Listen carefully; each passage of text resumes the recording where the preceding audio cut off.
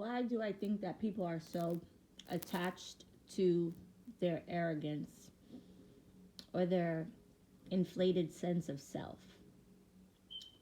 Um, Truthfully, I think it's more of the condition of the environment that's the issue than people. The people have created overall the condition. But when you break it down, this idea of the top 1%, these very privileged people, somewhat entitled, they don't want to work, they don't want to experience what the everyday man experiences. So they've created this simulated reality that works to their advantage. And, 90+% of the people get screwed. And the idea that we're all in the same boat collectively. People are getting screwed, but they're getting screwed in different ways. Now, the way that I see it, I'm not really here to tell people you're less than what you think you are. You have an inflated ego. What I'm here to say is let that ego work for you. Let it work in your favor. You're supposed to have self-confidence. Each and every single person is supposed to have self-confidence. Why? Because scientifically, the odds of you being here are like very slim to none. Like that sperm had to fight like a lot of sperm just to get to that egg. And then we talk about infertility issues and we talk about miscarriages. Like the odds were not in your favor just for you to get on this earth. So you're a survivor just because you're born. Period. So you should be born with self-confidence. Like, yeah, I'm a survivor just because I got here. Then the idea that nobody has your identical fingerprint. You are very unique. You should feel very special. And then the fact that the Most High blew life into you, that you're here on this earth with a unique fingerprint and a unique destiny and unique purpose. Like there is something that's special inside of you that you can do that nobody else can.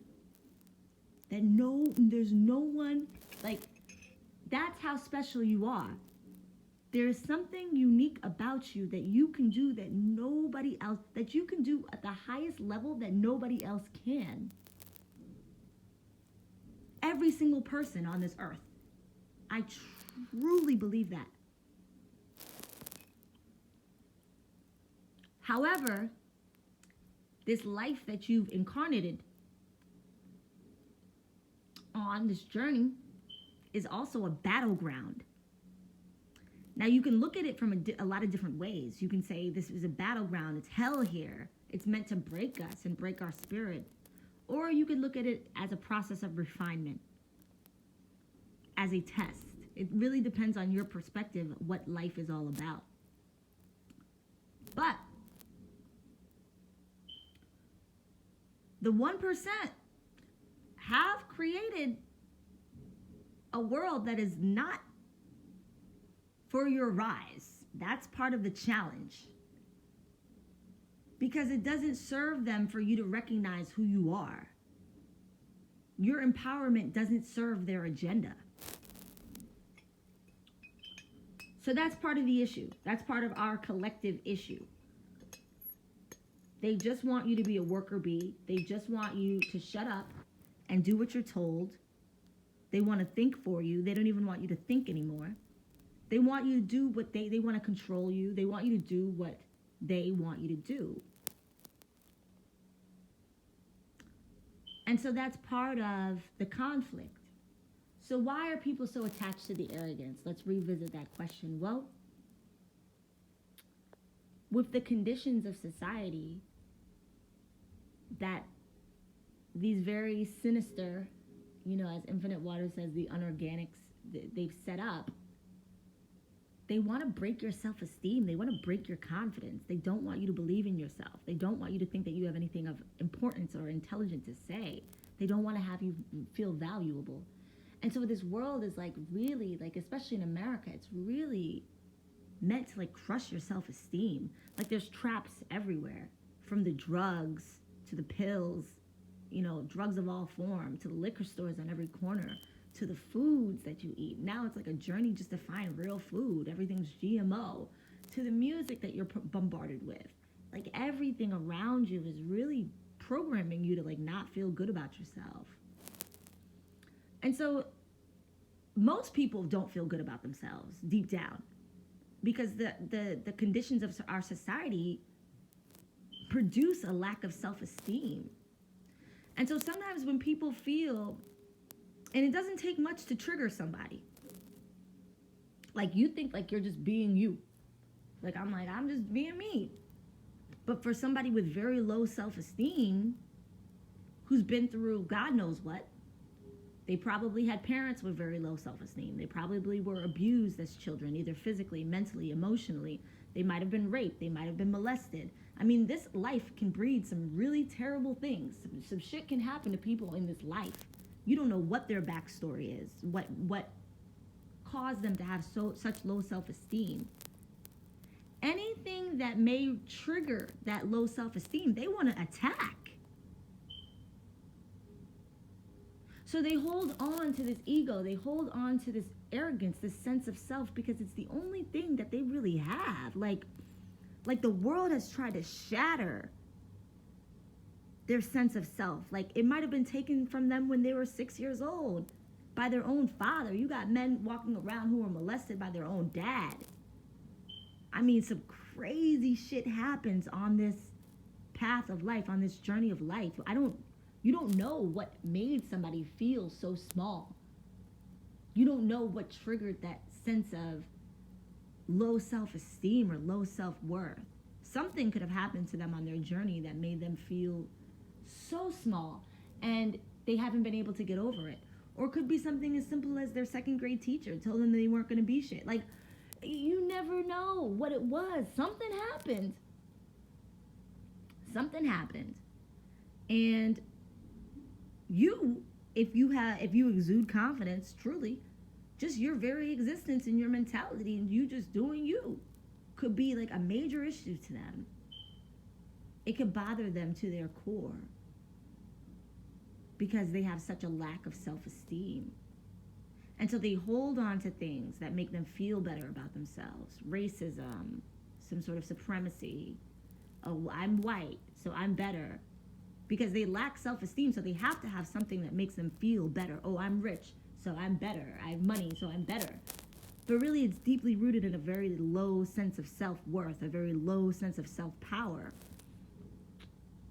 Because logically, it's like when your DNA is 0.04%, like a very small, minute percentage of who you are, you know, your race is a very small percentage of who you are. Scientifically and logically, it doesn't really make sense for that to be a part of your superiority complex. However, scientifically, there's a lot to say about melanin, and so I can understand why Black people that may be a part of Black people's superiority complex, because melanin is amazing, but still doesn't speak to what you're here to do on this earth. You know what I'm saying? Like, that's just something you're born with. Like, you might be blessed and lucky to be born with melanin, but it still doesn't, like, you just have melanin. You can be, you know, not living up to your potential and have melanin. There's a lot of people that have melanin and they aren't using their superpower of melanin. So it still is not really what your self-esteem should be predicated upon. Just your skin or your gender. It's not enough. You could be born with a silver spoon. You didn't have to work for that money. You were born into a wealthy family. That really shouldn't be what your arrogance or your ego is predicated upon. And that's likely the reason why your confidence is so low, because you know that these things aren't really real. They are fictitious. They are imaginary, you know, and that's probably at the core what your lack of self-esteem really is all about, because you don't hold on to things that you can really, you know, claim. Things that you can really claim, like I've cultivated my mind, you know, I built a business from my mind. You know, those are things that you can really claim as yours. Whereas other things, you could just be married to a rich guy or, you know, come from a very, very affluent family. Like, these aren't really things that you can claim as yours. However, with this society really trying to condition people to feel like nothing, people want to have some sort of sense of self, some sort of way that, and I say they're not really wrong for that, but let it be predicated upon the right things. That's all I'm saying. Like I don't believe in like everybody has an ego. Why would God give us an ego? I don't believe in denying that you have one. I'm just saying let it be based off of the right things. And let it serve you. Let it work for you and keep it in check. Because if you don't keep it in check, you're going to become some arrogant asshole who now is a failure at life because they're not a student of life. They think they know everything. They think they know everybody. The very fact that you could blanket people who are within a certain income and say, nope, they're poor. I have nothing to learn from them. And that person may have the formula to like your like endless self-joy, like your endless like, you've just shot yourself in the foot just by having that mentality. And so, yeah, arrogance is not really the way to go. You know, you can have certain things about you, in my opinion, that you like. And there's nothing wrong with that. But the very fact of like comparing yourself to other people, you know, why? For what? That person has a unique journey. You're never going to be that person. Be you. Recognize what you bring to the world. Recognize what you offer to the world, what your value to the world is. And that's where I would suggest that you start as far as working on your self-esteem.